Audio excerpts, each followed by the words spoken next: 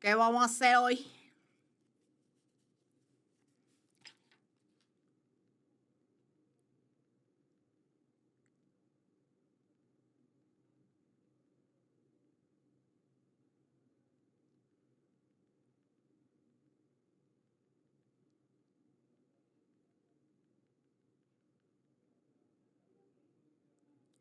Efeméride, espero que sea una cuestión histórica, pero que no se sienta como una monografía, sino que argumentemos por qué es importante hablar de aquella conmemoración en estos momentos.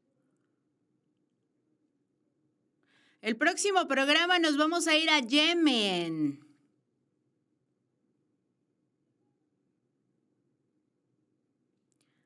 Es decir, por ejemplo, si vas a hablar de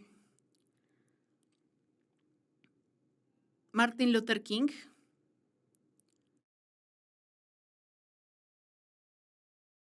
las opiniones vertidas en este espacio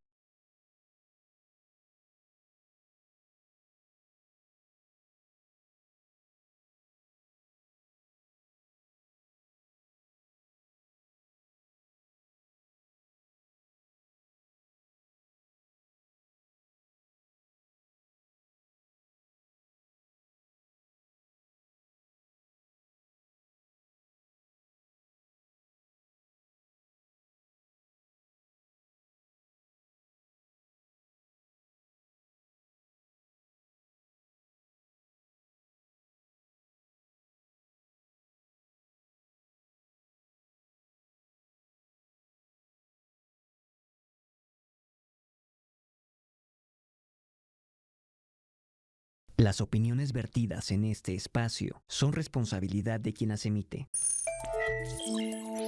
Mapamundi. Pulso Global. La agenda internacional y sus protagonistas con Claudia Martínez Hernández.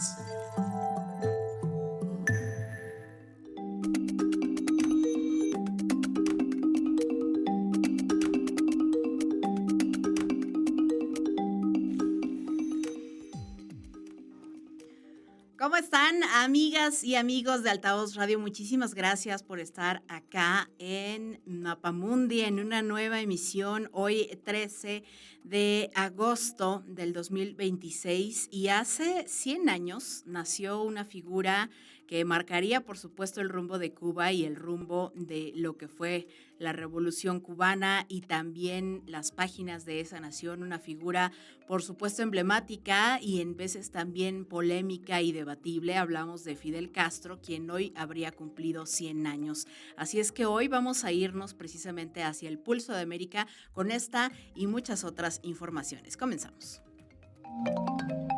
El Pulso de América. El Pulso de América. Así es, amigas y amigos, pues vamos a dedicar este programa, por supuesto, a hablar acerca de esta figura que tiene claroscuros, pero sí o sí marcó, por supuesto, las páginas de la historia de Cuba, de la Revolución Cubana, que derrocó a Fulgencio Batista, y a partir de ahí pues se vino toda una era de los Castro que gobernaron ese país y ahora actualmente en manos del presidente Miguel Díaz-Canel. Vamos a recordar un poco lo que fue Fidel Castro.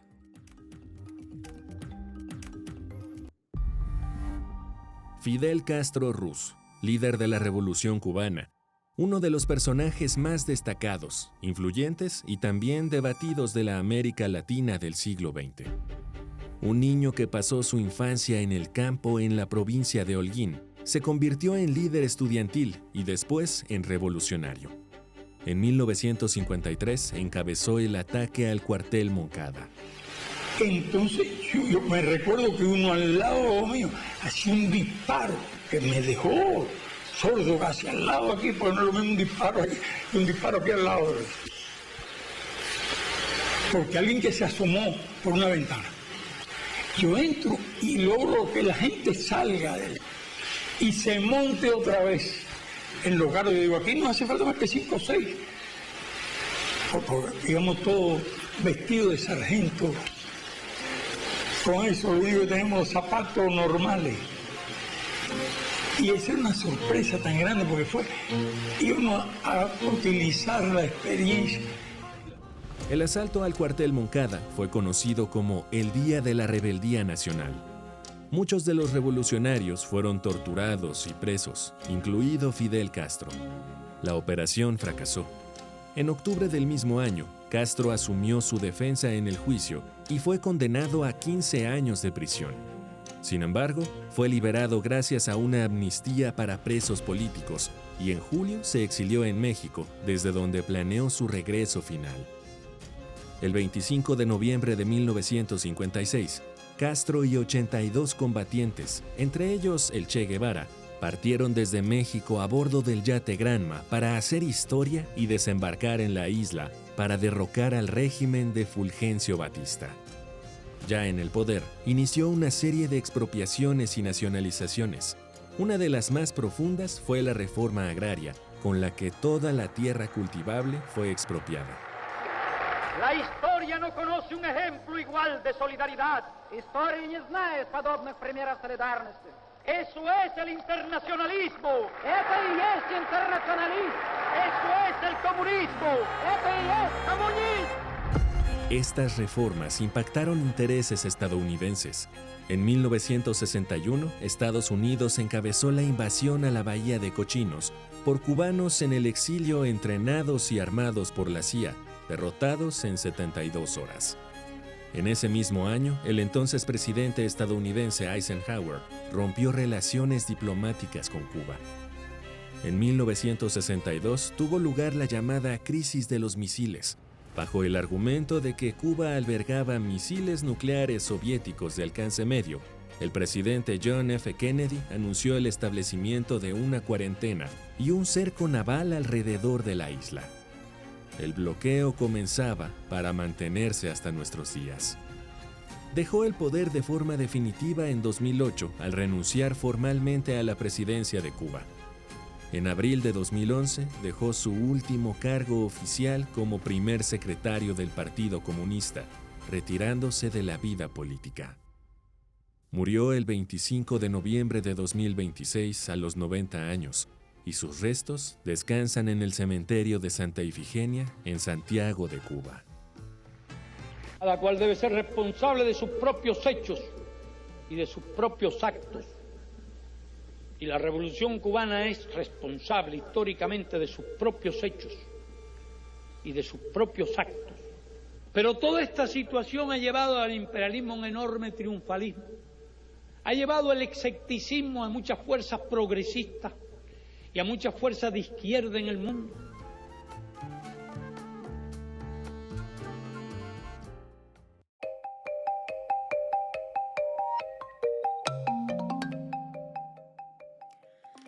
Por supuesto que esto está rodeado de cientos de conmemoraciones. La principal fue en La Habana, Cuba, esta tarde, mañana, mejor dicho, de ahí de La Habana, en donde estuvo el presidente Miguel Díaz-Canel y también fue un invitado, por supuesto que no podía faltar, hablamos de quien fuera, también el presidente de ese país, Raúl Castro, quien asistió al homenaje y en donde recordaron precisamente la importancia de mantener la lucha por la soberanía de las naciones de cara a esta amenaza que ha representado sistemática e históricamente Estados Unidos para la isla caribeña. Y por supuesto que también hubo muchísimas conmemoraciones en muchos países, en embajadas cubanas, en diversas sedes y en diversos lugares, y uno de ellos también es precisamente Argentina, hasta donde vamos a ir con nuestro amigo, colaborador, periodista, analista, una persona muy destacada, por supuesto, en los temas de América Latina, a quien le agradezco muchísimo que esté con nosotros aquí en Mapamundi,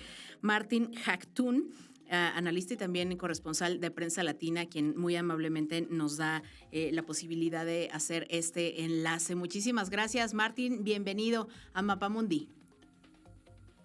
No, muchísimas gracias, Claudia. Es un placer compartir contigo y para todos la audiencia de Mapamundi, un gran saludo. Antes de empezar, adelante. Antes de empezar, y permíteme un par de segundos. Mira, como cubano, ya ahora no como analista, sino como hijo de la patria de Martí, de Fidel, de Camilo, quiero expresar un agradecimiento al pueblo y gobierno mexicano por la ayuda y las donaciones que han venido dando en los últimos meses. O sea que el pueblo cubano la está recibiendo con mucho agradecimiento y porque están ayudando también a paliar esta situación en que se encuentra la isla, que enfrenta una guerra económica, comercial y financiera despiadada del gobierno de Donald Trump, que últimamente incluso hasta impuso un bloqueo y un cerco energético petrolero enorme. Solamente por poner para ilustrar, por ejemplo, Cuba necesita al mes 2 buques tanqueros de petróleo. Y este año, o sea, en los 8 meses o 7 meses y medio que llevamos del 2026, solamente hemos recibido uno de Rusia, que fue a principios de abril. Cuba produce petróleo, producimos gas, producimos petróleo, pero no solamente cubre el 35% de nuestras necesidades. O sea, faltaría un 65%, y para cubrir ese 65% solamente ha llegado un solo mercante, un solo tanquero. Pero ahí vamos. Estamos construyendo muchos parques solares, ya vamos por 56, para cubrir o cambiar la matriz energética, electroenergética de la nación, de la isla. Pero aún no hemos podido ponerlo a funcionar a cabalidad, a toda su plenitud y potencia, porque necesitamos estabilizar lo que es la red del sistema eléctrico producido por las termoeléctricas. Y hasta que eso no se estabilice, digamos, en 1500 kilowatts, o sea, 1.5 megawatts, no podemos utilizar toda esa capacidad de energía solar que hemos logrado instalar, que ya representa 1.3 de capacidad de energía solar, pero no la estamos utilizando a toda esa capacidad porque no hemos logrado estabilizar la energía, y por eso los apagones y demás que tenemos en la isla. Y una situación bastante difícil que la actual administración norteamericana, con Donald Trump y Marco Rubio, su secretario de Estado, Cuba se ha convertido en una obsesión enorme. Eso hay que explicarlo también. ¿Por qué esa obsesión contra Cuba? El problema es que la política norteamericana, y esto es un pequeño análisis que te hago, un grupo pequeño pero poderoso de la comunidad cubana en Estados Unidos, que es muy diversa, y que la mayoría de esa comunidad está por la normalización de las relaciones entre Estados Unidos y Cuba. ¿Por qué? Porque tienen sus familias.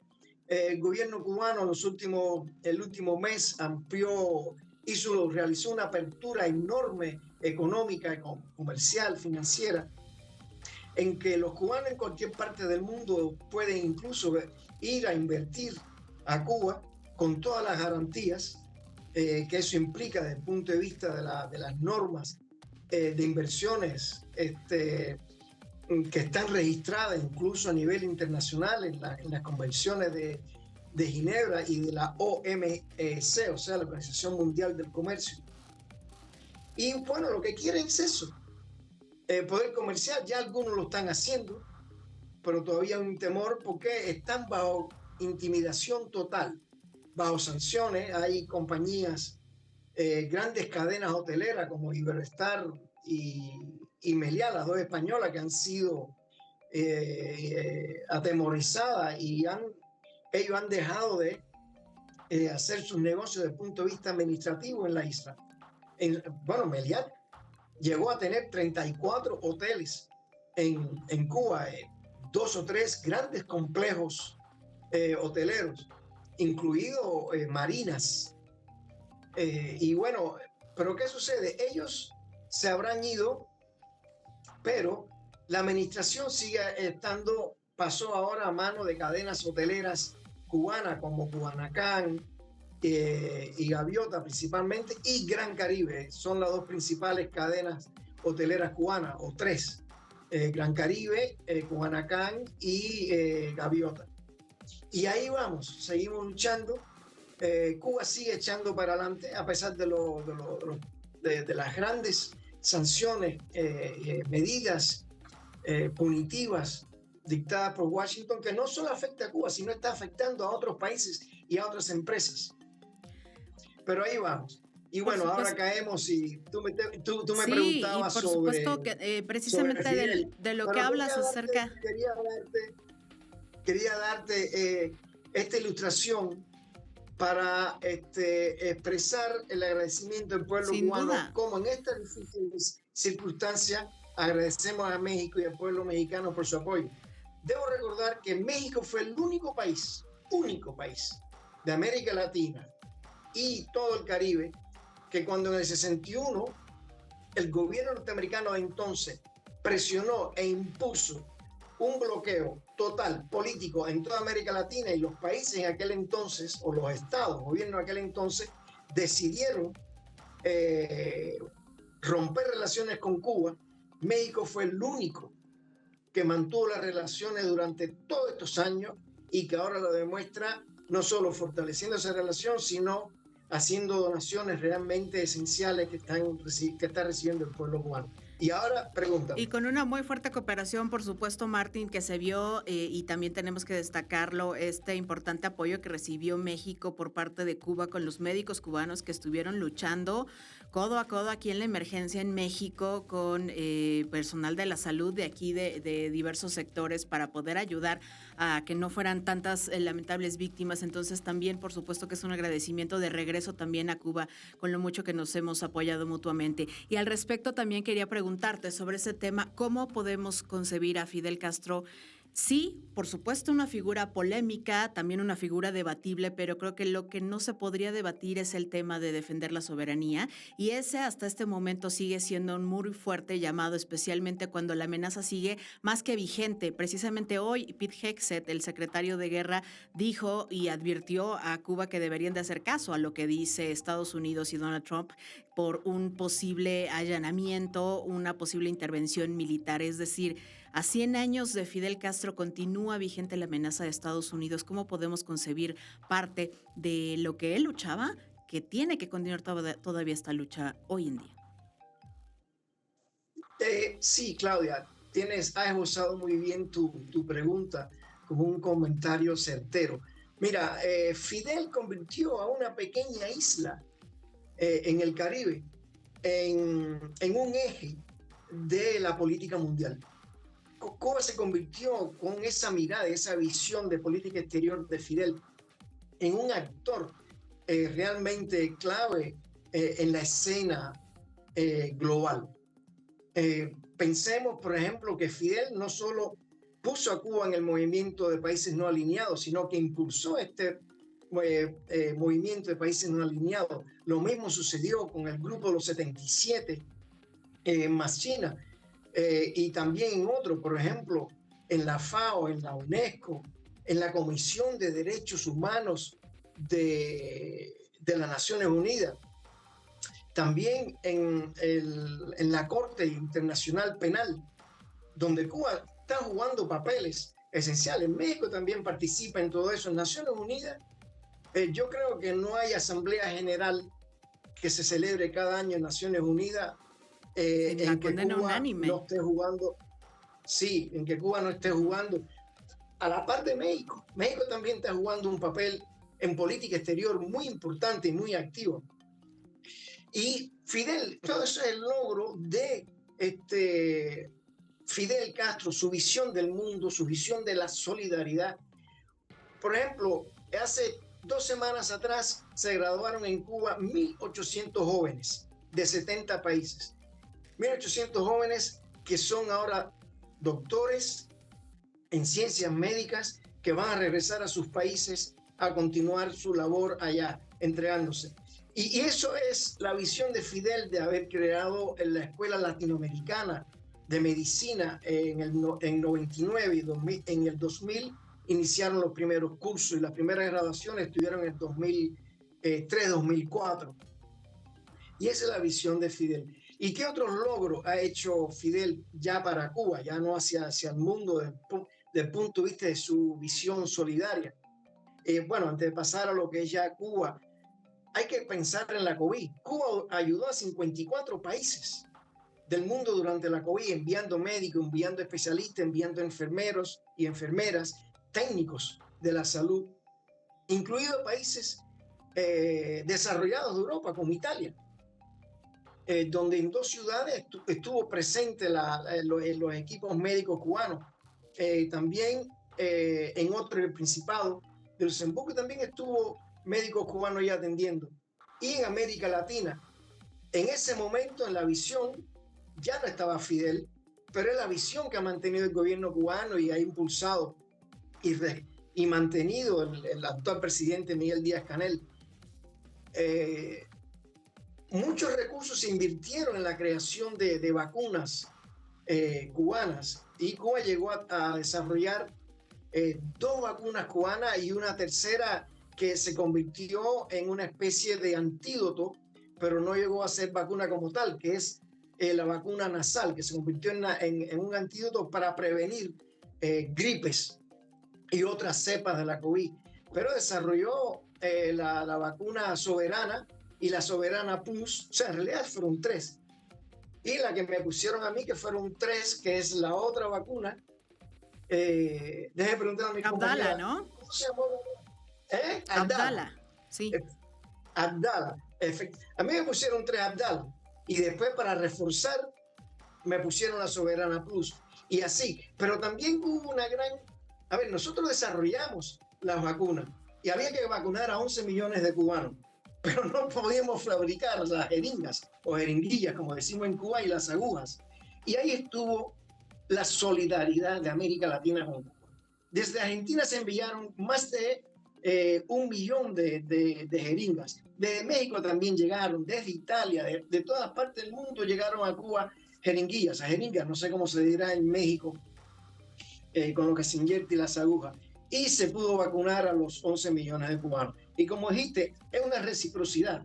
Cuba es solidaria y está recibiendo esta solidaridad.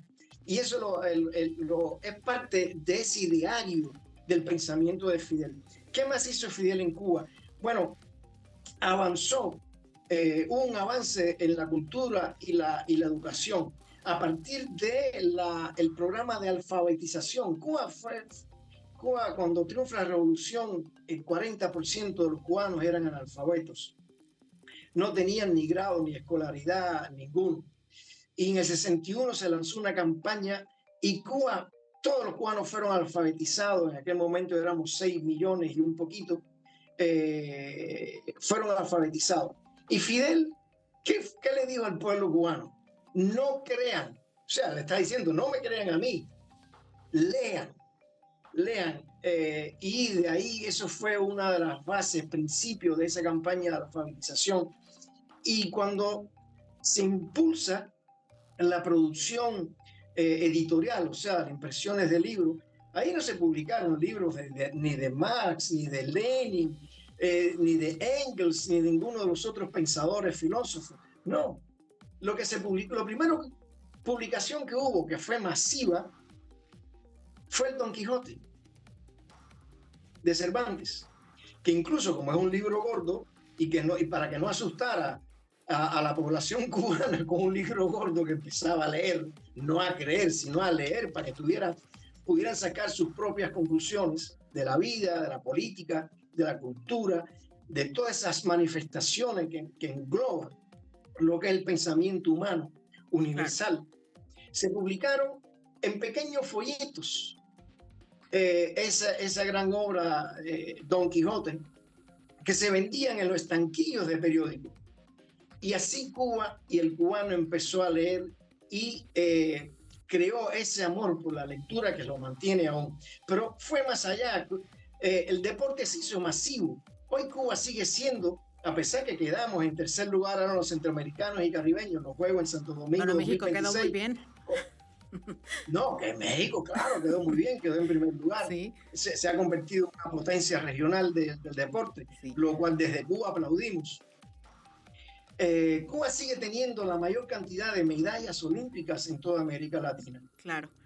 Siendo una pequeña isla de 11 millones de habitantes. Pero por supuesto que es una isla con millones de habitantes, pero que tienen muchísima fuerza, muchísima lucha, por supuesto, por la soberanía, por la independencia, y también pues desde aquí estamos muy al pendiente de velar precisamente por esta lucha que compartimos, por supuesto, en América Latina en contra de eso. Se nos está acabando el tiempo, Martín, pero yo te agradezco muchísimo que hayas estado aquí con nosotros en Mapamundi. Ojalá que pronto podamos hablar de muchos otros temas que también conoces de América Latina y extendamos, por supuesto, este viaje de Mapamundi hacia donde te encuentres. Gracias por habernos acompañado.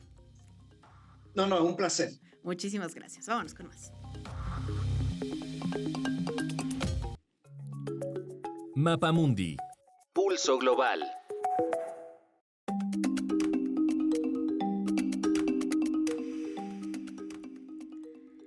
Bueno, pues tenemos, por supuesto, la actualización de lo que ha ocurrido en Colombia, porque ya hay más de 273 muertos, 1,400 heridos y 97,000 afectados. Aún hay 377 personas desaparecidas y daños que suman más de 12,500 viviendas destruidas. La Cancillería mexicana ya brindó apoyo consular para el regreso de 36 mexicanos y se espera el retorno de otro contingente.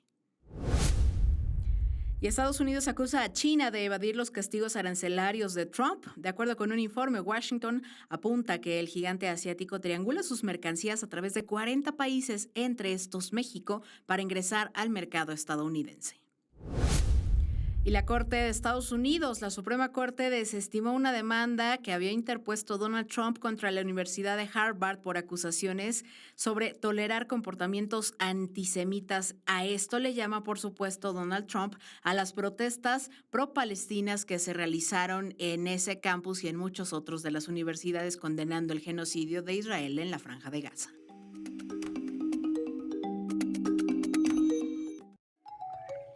Mapamundi. Pulso Global.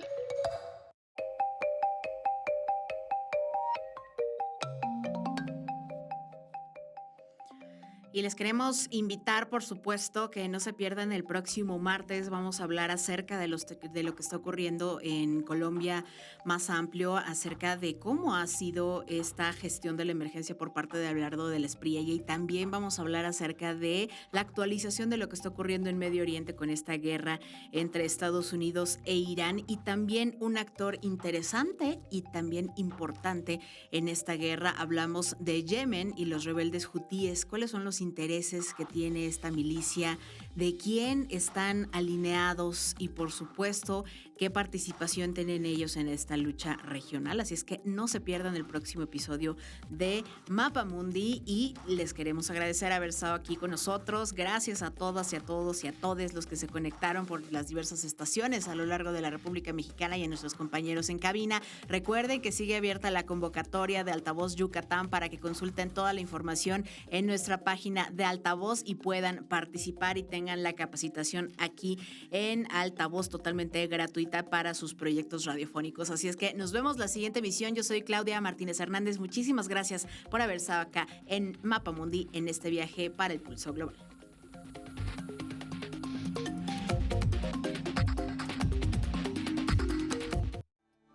He cometido errores, pero ninguno estratégico, simplemente táctico. No tengo ni un átomo de arrepentimiento de lo que hemos hecho en nuestro país. Fidel Castro. Mapamundi. Pulso Global. La agenda internacional y sus protagonistas con Claudia Martínez Hernández. Una producción de Altavoz Radio, SPR. Mapamundi. Pulso Global. La agenda internacional y sus protagonistas con Claudia Martínez Hernández. Una producción de Altavoz Radio, SPR. Mapamundi. Pulso Global. La agenda internacional y sus protagonistas con Claudia Martínez Hernández. Una producción de Altavoz Radio, SPR. Mapamundi. Pulso Global. La agenda internacional y sus protagonistas con Claudia Martínez Hernández.